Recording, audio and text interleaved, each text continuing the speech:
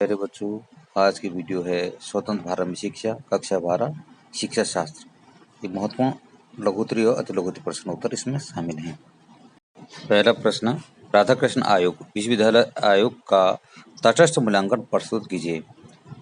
तो राधाकृष्ण आयोग का तटस्थ मूल्यांकन है, स्वतंत्रता प्राप्ति के उपरांत भारतीय शिक्षा के विकास में राधाकृष्ण आयोग का विशेष महत्व है। इस आयोग का तटस्थ मूल्यांकन करते हुए सर्वप्रथम कहा जा सकता है कि राधाकृष्ण आयोग ने तत्कालीन भारतीय विश्वविद्यालयों की शिक्षा प्रणाली का विस्तृत एवं सूक्ष्म अध्ययन किया तथा विश्वविद्यालय शिक्षा की समस्त समस्याओं के निवारण के लिए सुझाव प्रस्तुत किया। आयोग द्वारा दी गई विस्तृत एवं उपयोगी सिफारिशों को ध्यान में रखते हुए प्राय सभी शिक्षा साथियों ने इसकी सराहना की थी तथा स्वीकार किया गया कि इस आयोग द्वारा प्रस्तुत की गई रिपोर्ट अब तक प्रस्तुत की गई विभिन्न आयोगी रिपोर्ट से श्रेष्ठ है। यही कारण है कि आयोग द्वारा प्रस्तुत की गई सिफारिशों को केंद्रीय शिक्षा सलाहकार बोर्ड ने स्वीकृति प्रदान की तथा उन्हें कार्य रूप देने का संकल्प किया। राधाकृष्ण आयोग की विशेष सराहना की गई, परंतु कुछ आलोचक केवल दोषों को ढूंढा करते हैं। ऐसे आलोचकों ने इस आयोग की कुछ कमियों का उल्लेख किया है। इन आलोचकों ने आयोग की रिपोर्टों में नवीनता के अभाव, राष्ट्रभाषा एवं धार्मिक शिक्षा के प्रति अस्पष्ट दृष्टिकोण तथा ललित कलाओं की उपेक्षा आदि दोषों का उल्लेख किया है। वास्तव में जब कोई चीज़ होती है तो उसमें गुण और अवगुण दोनों होते हैं। तो ये कमियां कुछ बता रखी हैं। उपयुक्त विवरण के आधार पर कहा जा सकता है कि राधाकृष्ण आयोग के तथाकथित दोष नगण्य हैं तथा इनके आधार पर आयोग का महत्व नहीं घटता। इसी तथ्य को ध्यान में रखते हुए भारत के तत्कालीन राष्ट्रपति डॉक्टर राजेंद्र प्रसाद ने एक संदेश में आयोग की सराहना इन शब्दों में की थी।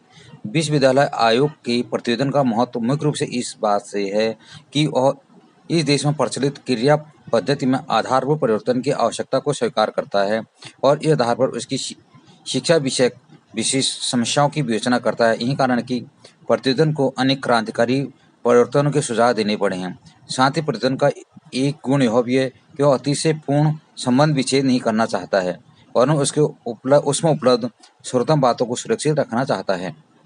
स्वतंत्र भारत में यह प्रथम शिक्षा आयोग है जो गठित किया गया, और क्योंकि ये उच्च शिक्षा आयोग है, विश्वविद्यालय शिक्षा आयोग है और इसके डॉक्टर राधाकृष्णन इसके अध्यक्ष थे, इसी कारण इस विश्वविद्यालय आयोग को डॉक्टर राधाकृष्ण आयोग भी कहा जाता है।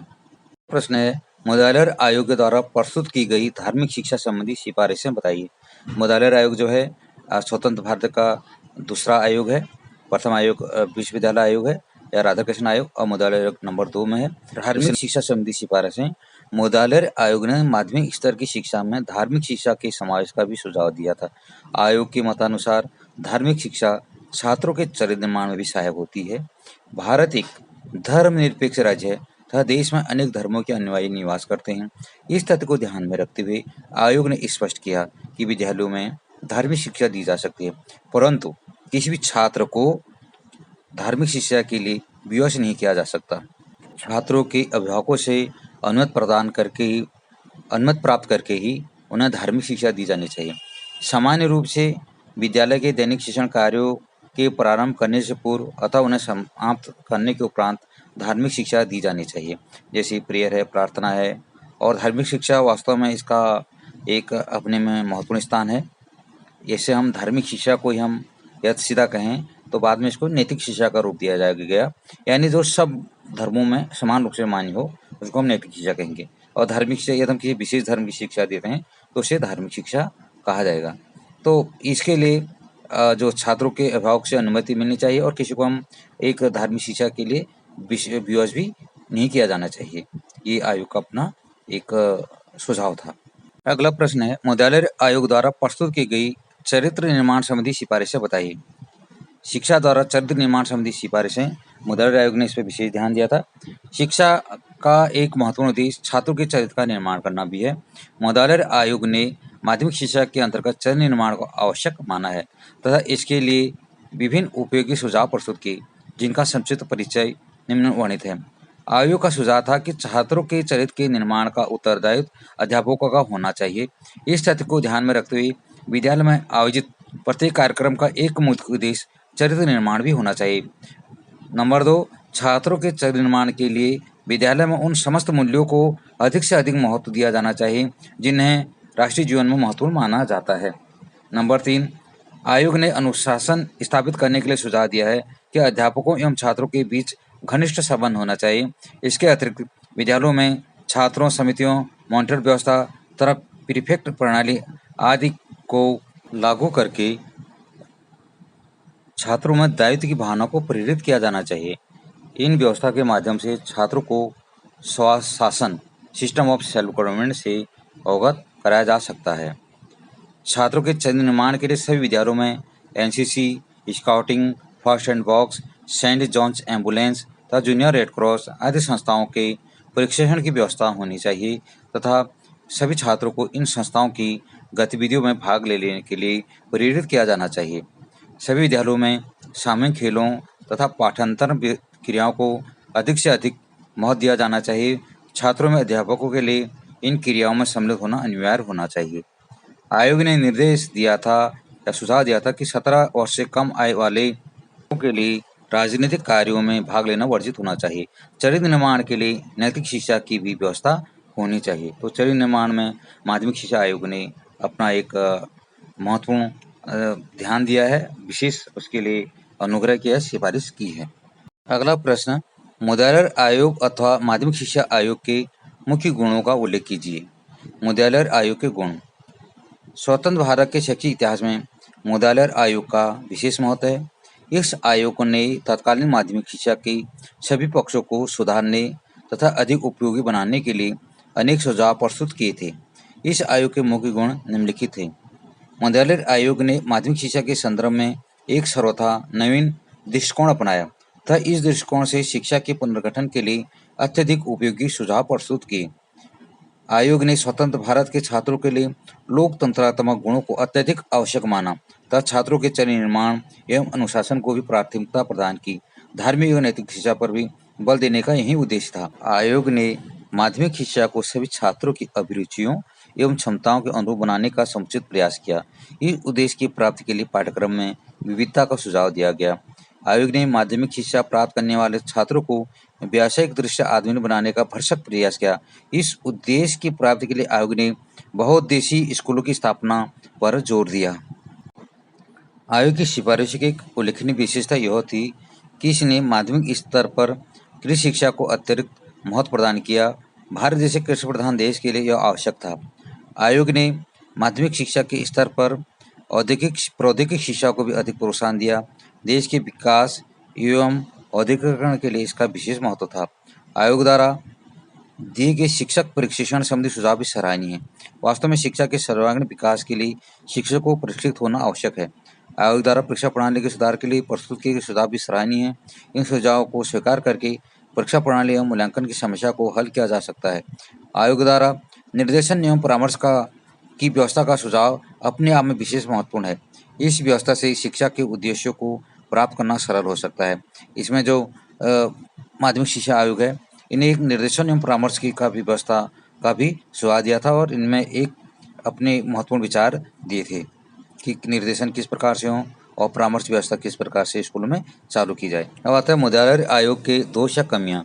मुद्रालय आयोग अथवा माध्यमिक शिक्षा आयोग अपने आप में अत्यधिक महत्वपूर्ण माना जाता है तथा इसके सुझाव सराहनीय हैं, परंतु कुछ आलोचकों ने आयोग के दोष या कमियों को भी संकेत दिया है। आयोग के मुख्य दोष या कमियां निम्नलिखित हैं। नंबर 1, आयोग द्वारा प्रस्तुत किए गए सुझावों में पर्याप्त पुनरावृत्ति है, यानी बार बार एक ही सुझाव को दोहराया गया है। नंबर 2, आयोग द्वारा शैक्षिक प्रशासन के विषय में प्रस्तुत किए गए सुझाव पर्याप्त नहीं है तथा अपूर्ण ही प्रतीत होते हैं। नंबर 3, आयोग ने बालिकाओं की शिक्षा के लिए कोई महत्वपूर्ण सुझाव प्रस्तुत नहीं किए गए। बालिकाओं के लिए कोई अलग उपयोगी पाठ्यक्रम भी आयोग ने प्रस्तुत नहीं किया, जबकि बालिकाओं के शैक्षिक विकास के लिए ऐसा आवश्यक माना जाता है। नंबर 4, आयोग ने पूर्व प्रचलित इंटरमीडिएट की समाप्त करने का सुझाव दिया था, इसे अनुचित माना गया है। आयोग ने छात्रों के लिए 3 भाषाओं के अध्ययन को अनिवार्य बनाने का सुझाव दिया, इससे छात्रों पर पाठ्यक्रम का बोझ बढ़ जाने की आशंका थी। किंतु यदि हम देखेंगे त्रिभाषा सूत्र ये हमेशा लागू है, भले उसे संशोधित रूप कहें या अलग अलग रूप में माना गया है। तो कोठारी आयोग ने भी बाद में त्रिभाषा सूत्र को दिया था। तो 3 भाषाओं का अध्ययन यदि हम इसे इसकी एक विशेषता मान सकते हैं, ना कि कमी। अगला प्रश्न है, बहुउद्देशीय विद्यालय पर टिप्पणी कीजिए। बहुउद्देशीय विद्यालय स्वतंत्र भारत में शिक्षा की प्रगति, विकास एवं उपयोगिता में वृद्धि करने के लिए अनेक प्रयास किए गए। अब शिक्षा के विषय उद्देश्यों को मान्यता प्रदान की जाने लगी। यह अनुभव किया जाने लगा कि सभी छात्रों को उनकी रुचि, योग्यता तथा अभिरुचि के अनुकूल शिक्षा उपलब्ध कराई जाए। इस विचार को मूर्त रूप देने के लिए ही बहुउद्देशीय विद्यालयों मल्टीपर्पज स्कूल्स का प्रत्यय एवं योजना प्रस्तुत की गई। इस प्रत्यय एवं योजना को प्रस्तुत करने का श्रेय मुद्यालय आयोग को है। आयोग ने अपनी रिपोर्ट में बहुउद्देशीय विद्यालयों के अर्थ एवं आशय को इन शब्दों में स्पष्ट किया है। बहुउद्देशीय विद्यालय विभिन्न रुचियों, उद्देश्यों तथा योग्यता वाले छात्रों के लिए विभिन्न प्रकार के पाठ्यक्रमों का आयोजन करते हैं। इस प्रकार के विद्यालयों के द्वारा छात्र अपनी प्रकृतिबद्ध योग्यताओं, अभिरुचियों तथा अभिनीतियों का उपयुक्त विकास कर सकेंगे।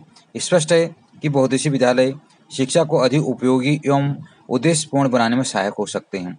आयोग ने बहुउद्देशीय विद्यालयों के माध्यमिक स्तर के विस्तृत पाठ्यक्रम की रूपरेखा भी प्रस्तुत की। इन विद्यालयों की स्थापना के मुख्य उद्देश्य अग्रलिखित हैं। इन विद्यालयों की स्थापना का मुख्यतम उद्देश्य छात्रों के सर्वांगीण विकास के लिए प्रयास करना है। छात्रों को विभिन्न शिल्प कौशल संबंधी दक्षता प्रदान करना, छात्रों को सामाजिक एवं रचनात्मक कार्यों के प्रति अवगत कराना तथा उनकी समुचित शिक्षा प्रदान करना। छात्रों को इस प्रकार निर्देशन प्रदान करना कि वे अपनी योग्यताओं एवं क्षमताओं को राष्ट्रीय निर्माण के लिए इस्तेमाल कर सकें। बहुउद्देशीय विद्यालयों के महत्व को स्पष्ट कीजिए। बहुउद्देशीय विद्यालयों का महत्व।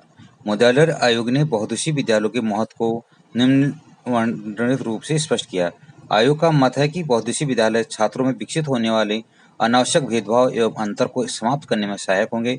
ये विद्यालय छात्रों में हीनता की भावना के विकास को भी रोकते हैं। ये विद्यालय प्रजातांत्रिक व्यवस्था के लिए आवश्यक गुणों के विकास में योगदान प्रदान करते हैं। ये विद्यालय छात्रों को अपनी रुचि, योग्यता एवं क्षमता के अनुरूप पाठ्य विषय चुनने का अवसर प्रदान करते हैं।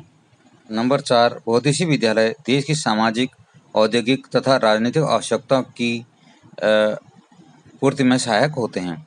बहुउद्देशीय विद्यालय छात्रों को उनकी मनोवैज्ञानिक योग्यता के अनुसार शिक्षा प्रदान करने में सफल होते हैं। बहुउद्देशीय विद्यालयों में दी जाने वाली शिक्षा अपने आप में पूर्ण होती है तथा ये प्राप्त करके छात्र किसी व्यवसाय में संलग्न हो सकते हैं। इससे उच्च शिक्षा के क्षेत्र में भीड़ नियंत्रित होती है। इन विद्यालयों की शिक्षा व्यवस्था सामाजिक एकता के विकास में सहायक होती है। इससे के साथ भेदभाव मिटते हैं तथा सामुदायिक एकता प्रबल होती है। तो जो ये बहुउद्देशीय विद्यालय हैं, इनकी जो थीम थी मुद्यालय आयोग की काफ़ी अच्छी थी, ताकि जो समाज में भेदभाव हैं, जाति भेदभाव हैं, उनको मिटाने के लिए, क्योंकि जो शिल्पकार हैं वे एक निम्न वर्ग के लोग उस समय करते थे, तो ये सभी लोग उसको सीखेंगे, सभी काम को महत्व देंगे, तो ये जाति विविधता भी हमारे उसमें समाज से मिट जाएगी। तो ये मुद्यालय आयोग का एक अपने में विचार था, इसलिए उन्होंने बहुउद्देशीय स्कूल की स्थापना का सिफारिश करी। अगला प्रश्न, कार्य अनुभव। आधुनिक भारतीय शिक्षा में कार्यानुभव वर्क एक्सपीरियंस का प्रत्यय एक महत्वपूर्ण प्रत्यय है।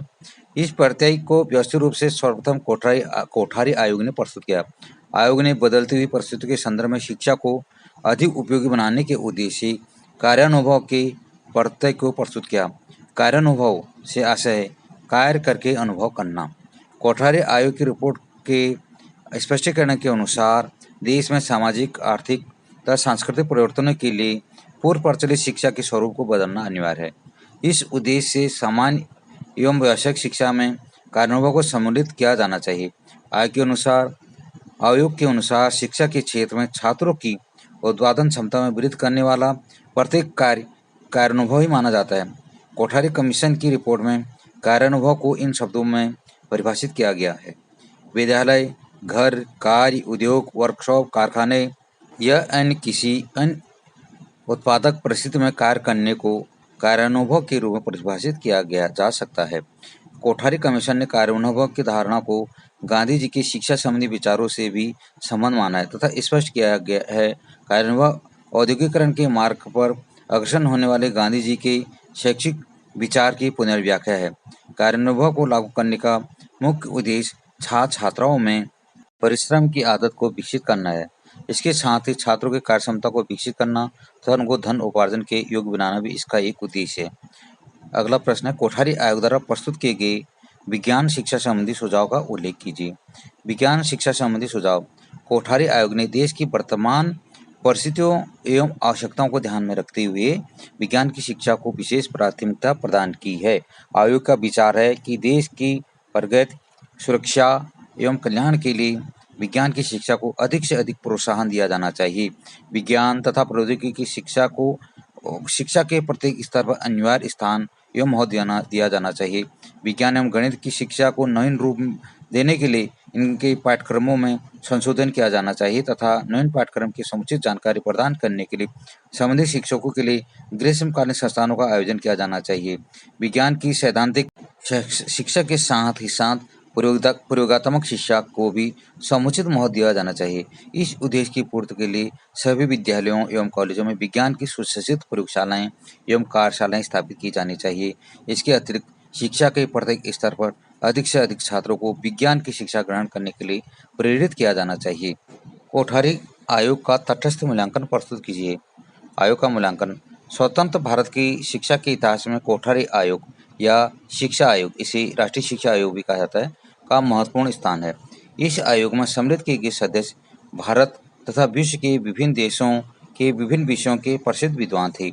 इन योग्य एवं विद्वान सदस्यों ने भारतीय शिक्षा का सर्वांगीण अध्ययन किया तथा शिक्षा के सभी पक्षों के विषय में अपने बहुमूल्य सुझाव प्रस्तुत किए। आयोग ने शिक्षा के लिए नए संगठन का सुझाव दिया तथा शिक्षा के विभिन्न पक्षों के विस्तार एवं सुधार के लिए सुझाव प्रस्तुत किए। छात्रों को अधिक सुविधाएं प्रदान करने का भी समर्थन किया। विज्ञान की शिक्षा को प्राथमिकता देते हुए उसके पाठ्यक्रम को न्यूनतम बनाने का सुझाव दिया। आयोग ने शैक्षिक अवसरों की समानता, शिक्षकों की दशा में सुधार तथा छात्रों के निर्देशन की व्यवस्था का भी सुझाव दिया। आयोग द्वारा प्रस्तुत किए गए सभी सुझाव सराहनीय माने गए, परंतु व्यावहारिक दृष्टि से उन्हें पर्याप्त जटिल पाया गया। कुछ विद्वानों का मत है कि आयोग द्वारा प्रस्तुत किए गए सुझाव अपने आप में आदर्श मात्र हैं, उन्हें व्यवहार में लागू कर पाना प्रायः असंभव ही है। भारत जैसे निर्धन देश में इस प्रकार की शैक्षिक व्यवस्था कर पाना कठिन है। कुछ आलोचकों ने आयोग के कुछ सुझाव को निरर्थक तथा सहारहीन बताया है। आयोग के सुझाव की कमियों एवं दोषों का उल्लेख करते हुए कहा गया कि आयोग ने शिक्षकों के पदों की सुरक्षा के प्रति कुछ नहीं कहा। आयोग ने संस्कृत भाषा एवं साहित्य की उपेक्षा की है। तो इसी प्रकार बेहद शिक्षा की पूर्णतः अवहेलना की गई है। अंग्रेजी भाषा को शिक्षा के क्षेत्र में प्रायः सदा के लिए बनाए रखने का समर्थन किया है। इन सभी आरोपों को ध्यान में रखते हुए कहा जा सकता है कि कोठारी आयोग के सुझाव भारतीय आकांक्षाओं के अनुरूप नहीं है। यही कारण है कि आयोग की सिफारिशों ने यथार्थ में भारतीय शिक्षा को अधिक प्रभावित या परिवर्तित नहीं किया, परंतु इसमें कई चीज़ें ऐसी हैं जो आरोप निरर्थक हैं और जो भारतीय कोठारी आयोग की जो सिफारिशें हैं वही आज भी लागू की जाते हैं। कोठारी आयोग ने कॉमन स्कूल सिस्टम, सभी के लिए एक समान स्कूल की व्यवस्था करने के लिए कहा, लेकिन ये यदि लागू हो जाता तो आज हमारी शिक्षा में ऊंची नीच का भेदभाव नहीं होता। तो ये हम आदर्श कहें या यथार्थ कहें, लेकिन कोठारी कमीशन के जो सुझाव थे काफ़ी महत्वपूर्ण थे। यदि उन्हें पूर्ण तरह से लागू किया जाता तो आज कई समस्याएं हमारी शिक्षा व्यवस्था में नहीं आती।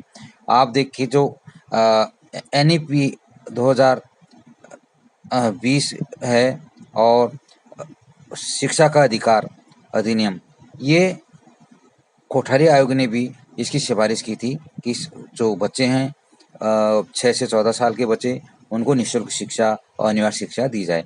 तो इस तरह से कोठारी आयोग की जैसे कि इसको लागू नहीं किया गया करके ये गलत है। राधाकृष्णन आयोग के अन्य सदस्यों के नाम लिखिए। राधाकृष्णन आयोग अथवा विश्वविद्यालय शिक्षा आयोग के अन्य सदस्य थे क्रमशः doctor Lakshman Swami Mudaliar, doctor sir James F Duffer, doctor John रिजल्ट, doctor Zakir Hussain, doctor Tarachand, doctor Meghnath Shah, doctor Arthur Morgan, doctor Kamnarayan Bahl तथा श्री निर्मल कुमार। इसमें कुछ महत्वपूर्ण चीज़ें देखिए। इस आयोग के अध्यक्ष और एक सदस्य डॉक्टर जाकिर हुसैन, 2 सदस्य भारत के राष्ट्रपति पद को इन्होंने सुशोभित किया है और एक सदस्य डॉक्टर एस लक्ष्मण स्वामी मुदालियर की अध्यक्षता में दूसरा माध्यमिक शिक्षा आयोग का गठन किया गया है। राधाकृष्णन आयोग के गठन का मुख्य उद्देश्य क्या था? राधाकृष्णन आयोग के गठन का मुख्य उद्देश्य था भारतीय विश्वविद्यालयों की वर्तमान स्थिति तथा दोषों को ज्ञात करना तथा उनके सुधार के लिए सुझाव प्रस्तुत करना। राधाकृष्ण आयोग ने व्यावसायिक शिक्षा के अंतर्गत किन किन विषयों की शिक्षा को सम्मिलित करने का सुझाव दिया था? राधाकृष्ण आयोग ने व्यावसायिक शिक्षा के अंतर्गत मुख्य रूप से कृषि शिक्षा, वाणिज्य शिक्षा, शिक्षण व्यवसाय संबंधी शिक्षा, कानून संबंधी शिक्षा, इंजीनियरिंग तथा तकनीक शिक्षा तथा चिकित्सा शिक्षा को सम्मिलित करने का सुझाव दिया था। विश्वविद्यालय अनुदान आयोग का गठन भी राधाकृष्ण आयोग की सिफारिश के बाद ही हुआ। मुदालियार आयोग यानी माध्यमिक शिक्षा आयोग में अध्यक्ष से अतिरिक्त अन्य कौन कौन से सदस्य थे? माध्यमिक शिक्षा आयोग में अध्यक्ष डॉक्टर लक्ष्मण स्वामी मुदालियार के अतिरिक्त अन्य सदस्य थे doctor Kaluram C Mali, Shrimati Hansa Mehta, Shri John Christie, doctor Kenneth ट्रस्ट Williams, Shri K D. Sahden, Shri J M. Taraporewala, Shri M.T. Vyas तथा डॉक्टर A.N. बसु। तो डॉक्टर A.N. बसु माध्यमिक शिक्षा आयोग के सचिव भी थे। तो इसमें अध्यक्ष हैं मुदालियार, डॉक्टर मुदालियार, और सचिव हैं डॉक्टर A.N. बसु। माध्यमिक शिक्षा आयोग ने माध्यमिक शिक्षा की किन किन उद्देश्यों के निर्धारण का सुझाव दिया था? माध्यमिक शिक्षा आयोग ने माध्यमिक शिक्षा के मुख्य रूप से 4 प्रकार के उद्देश्यों की निर्धारित करने का सुझाव दिया था। नंबर 1, प्रजातांत्रिक गुणों का विकास। नंबर 2, छात्रों के व्यक्तित्व का समुचित विकास। नंबर 3, व्यावसायिक कुशलता का विकास तथा नंबर 4, छात्रों में नेतृत्व के गुणों का विकास। मुदालियार आयोग के अनुसार बहुउद्देशीय विद्यालयों से क्या आशय है? मुदालियार आयोग के अनुसार बहुउद्देशीय विद्यालय विभिन्न रुचियों, उद्देश्यों तथा योग्यता वाले छात्रों के लिए विभिन्न प्रकार के पाठ्यक्रमों का आयोजन करते हैं। इस प्रकार के विद्यालयों के द्वारा छात्र अपनी प्रकृत पद्धति योग्यताओं, अभिरुचियों तथा अभिनीतियों का उपयुक्त विकास कर सकते हैं। कोठारी आयोग के अध्ययन एवं जांच का क्षेत्र क्या था? कोठारी आयोग के अध्ययन एवं जांच का क्षेत्र पर्याप्त विस्तृत था। आयोग की स्थापना के प्रस्ताव में स्पष्ट किया गया है कि आयोग भारत सरकार को शिक्षा के राष्ट्रीय स्वरूप और उसके सभी स्तरों एवं पक्षों पर शिक्षा के विकास के लिए समान सिद्धांतों एवं नीतियों के विषय में परामर्श देगा। आयोग की चिकित्सा या कानून की शिक्षाओं की समस्याओं की जांच करने की आवश्यकता नहीं है, पर वह इन समस्याओं के उन पक्षों की जांच कर सकता है जो व्यापक जांच की दृष्टि से आवश्यक हैं, यानी प्राइमरी, बेसिक शिक्षा, माध्यमिक शिक्षा और उच्च शिक्षा, समग्र शिक्षा इसके अंतर्गत थी और सिर्फ चिकित्सा और कानूनी शिक्षा को इससे बाहर रखा गया था। कोठारी आयोग ने शिक्षा के स्वरूप परिवर्तन के विषय में क्या सुझाव प्रस्तुत किया था?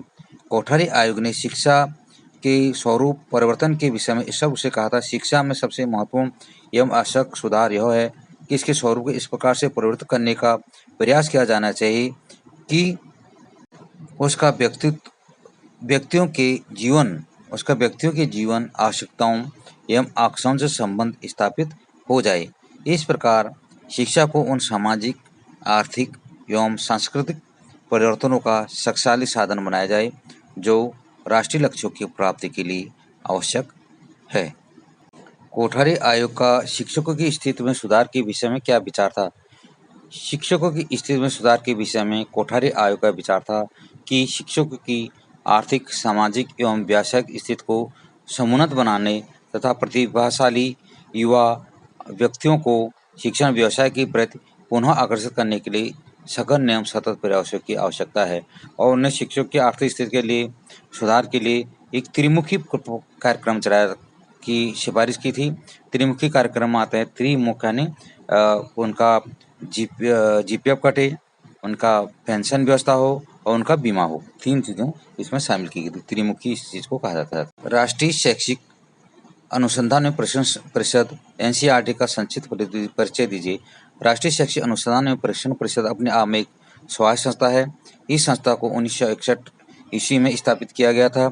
यह परिषद शिक्षा मंत्रालय के बौद्धिक पार्षद के रूप में कार्य करती है। इसका मुख्य कार्यालय नई दिल्ली में है और आपको बता दें इसे वर्तमान में डीम्ड यूनिवर्सिटी का दर्जा भी प्रदान कर दिया गया है। पहला अति लोकप्रिय प्रश्न है, स्वतंत्रता प्राप्ति के उपरांत देश में शिक्षा के प्रसार एवं सुधार के लिए प्रथम व्यवस्थित प्रयास क्या था? तो इसके लिए प्रथम व्यस्त प्रयास था जो 1948 ईस्वी में भारत के तत्कालीन शिक्षा मंत्री द्वारा अखिल भारतीय शिक्षा सम्मेलन का आयोजन। स्वतंत्रता प्राप्ति के उपरांत प्रथम शिक्षा आयोग कब गठित किया गया? इस आयोग के आयोग के अध्यक्ष का नाम भी बताना है। स्वतंत्रता प्राप्ति के उपरांत प्रथम शिक्षा आयोग 4 नवंबर 1948 ईस्वी को गठित किया गया था। इस आयोग का नाम था विश्वविद्यालय शिक्षा आयोग तथा इसके अध्यक्ष थे डॉक्टर सर्वपल्ली राधाकृष्णन। अध्यक्ष के नाम पर इस आयोग को राधाकृष्णन आयोग के नाम से भी जाना जाता है। माध्यमिक शिक्षा आयोग का गठन कब हुआ? इसके अध्यक्ष कौन थे और इस आयोग को इनके नाम से जाना जाता है? माध्यमिक शिक्षा आयोग का गठन सितंबर 1952 ईस्वी में हुआ था। इसके अध्यक्ष डॉक्टर लक्ष्मण स्वामी मुद्गल थे तथा इस आयोग को डॉक्टर लक्ष्मण स्वामी मुद्गल के नाम पर ही मुद्गल आयोग के नाम से भी जाना जाता है। माध्यमिक शिक्षा आयोग के गठन का उद्देश्य क्या था? माध्यमिक शिक्षा आयोग के गठन का उद्देश्य था भारत के तत्कालीन माध्यमिक शिक्षा के समस्त पक्षों की जांच करना एवं इनके विषय में रिपोर्ट देना तथा उसके पुनर्गठन में सुधार के संबंध में सुझाव प्रस्तुत करना। माध्यमिक शिक्षा आयोग के अनुसार तत्कालीन माध्यमिक शिक्षा का मुख्यतम दोष क्या था? माध्यमिक शिक्षा आयोग के अनुसार तत्कालीन माध्यमिक शिक्षा का मुख्यतम दोष था उसका एक पक्षीय होना। यह शिक्षा छात्रों को केवल उच्च शिक्षा ग्रहण करने के लिए आधार प्रदान करती थी, क्योंकि ये अंग्रेजों के समय की शिक्षा है, उसके उच्च शिक्षा के लिए ये आधार प्रदान करती थी। अगला है, किस शिक्षा आयोग ने बहुउद्देशीय विद्यालयों की अवधारणा एवं योजना प्रस्तुत की? बहुउद्देशीय विद्यालयों की अवधारणा एवं योजना मुद्गल आयोग ने प्रस्तुत की थी। शिक्षा आयोग का गठन कब किया गया? शिक्षा आयोग का गठन 14 जुलाई 1964 ईस्वी को हुआ था। इसके अध्यक्ष प्रोफेसर D.S. कोठारी थे तथा इसीलिए इस आयोग को कोठारी आयोग के नाम से भी जाना जाता है। NCERT का पूर्ण रूप क्या है? NCERT का पूर्ण रूप है N for national, C for council, E for educational और R for research and T for training, यानी national council of educational research and training, राष्ट्रीय शैक्षिक अनुसंधान एवं प्रशिक्षण परिषद। विश्वविद्यालय अनुदान आयोग UGC से क्या आशय है?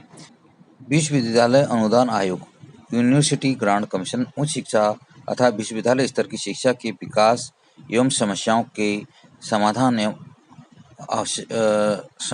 आवश्यक सुझाव प्रदान करने वाली एक महत्वपूर्ण संस्था है। यह एक स्वायत्त संस्था है। कार्यानुभव से क्या आशय है? विद्यालय, घर, उद्योग, वर्कशॉप, कारखाने या किसी अन्य उत्पादक परिस्थितियों में कार्य करने को कार्यानुभव के रूप में परिभाषित किया जा सकता है।